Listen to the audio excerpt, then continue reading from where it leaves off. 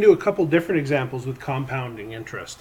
Okay, I'm going to run through one that's fairly straightforward, and then we're going to go and see if we can figure out how to get a few of those answers that you had in the in your first LASA. Okay, so I'm going to just go run through a real quick one here. Okay, let the interest rate be 2%. Your initial deposit is $100, and you're going to let it compound for 10 years.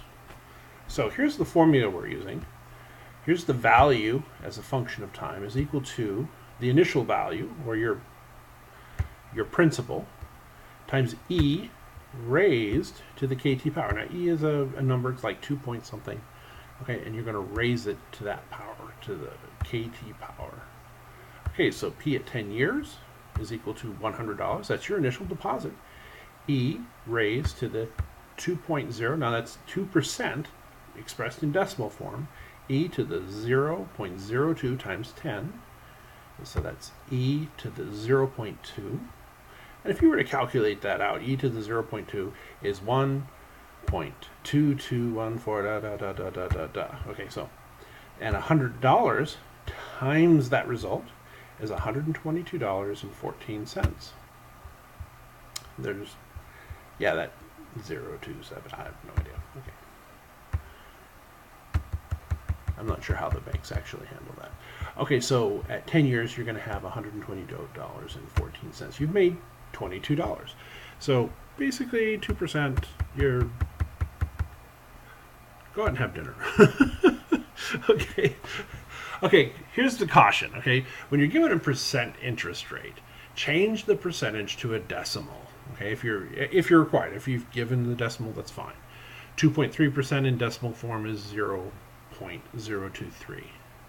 The base e raised to the power 2.3 returns a very different answer than e raised to the power 0.023. Okay, so you don't want to make that mistake. All right, if we return to our equation, P equals P naught times e raised to the kt, or the current value is equal to the initial value times this exponential factor, we can see that there's 4 variables. We have the value at the present value, we have the initial value, we have the interest rate, and we have the compounding time. If we're given any 3 of these, we can figure out the 4th. Let's do the doubling time first. Okay, when we're doing the doubling time, we're not given the present value or the initial value, but we know that the present value divided by the initial value is equal to 2. It's the doubling time. Doubling means 2. So we take our formula and we're going to divide through by the initial value. Current value divided by the initial value, which we're going to replace with 2, is equal to this exponential factor. We take the natural log of each side. The natural log is the inverse of the exponentiation. So we're going to do natural log of a to the n is equal to n times the natural log of a. So we have the natural log of, remember when last we left off, we had 2 equals e to the kt. So now we're going to take the natural log of both sides. So the natural log of 2 is equal to the natural log of the quantity e raised to the kt power. Now, we're going to use this identity up here. We're going to extract that exponent. So we have the natural log of 2 is equal to kt times the natural log of e. Now, go ahead and punch it into your calculator. Natural log of e is equal to 1. By the way, that's the natural log of e. That's that's the log to the base e. So, okay, if you type just log, that's usually to the base 10. It's assumed it's to the base 10, so you'll get a different answer.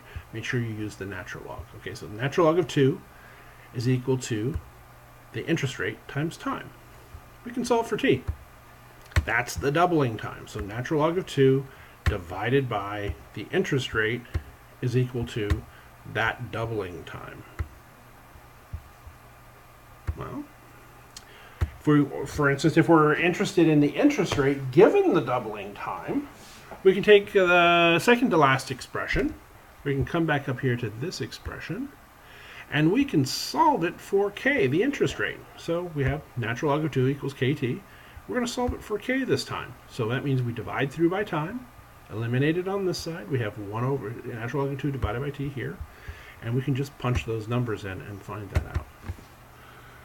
To find the final value, given the interest rate, time, and the initial value.